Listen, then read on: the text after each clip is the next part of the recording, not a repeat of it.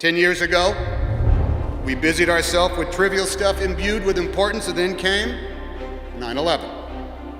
In 1991, riches were created in new businesses that had never existed. Then that economic balloon burst.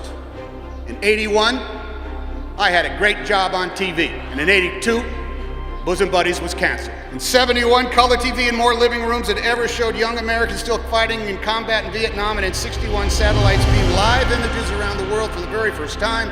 But those images were of the building of the Berlin Wall. But did you see how obesity now affects about half our population?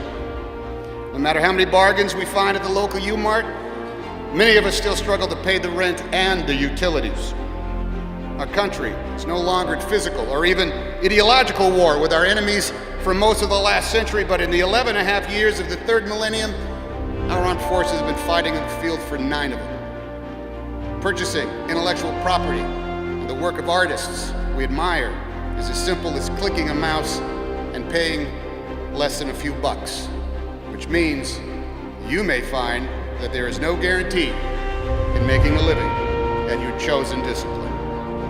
Now, some advantages, particularly to this age, are not to be denied. Boredom seems to have been vanquished. There is always something to do. But hasn't this translated into a perpetual distraction in our lives?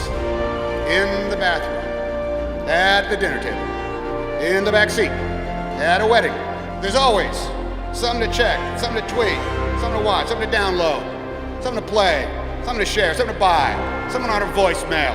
Anyone can enjoy the perks of notoriety now, and the duration of fame has been lengthened from Andy Warhol's brief 15 minutes to a good 15 months, if you're willing to do certain things on camera. Though Orwellian language is often the vocabulary of official newspeak, his boogeyman that was the all-seeing Big Brother has never emerged. We live in a world where too many of us are too ready to believe in things that do not exist.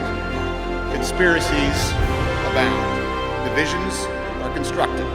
And the differences between us are not celebrated for making us stronger, but calculated and programmed to set us against each other.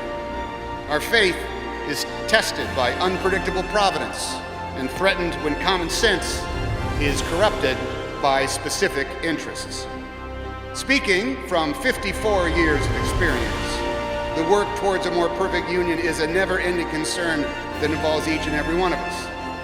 Evidence that our nation is becoming a better place is everywhere. But each new day, fear is, as the Jersey poet said, lurking in the darkness on the edge of town.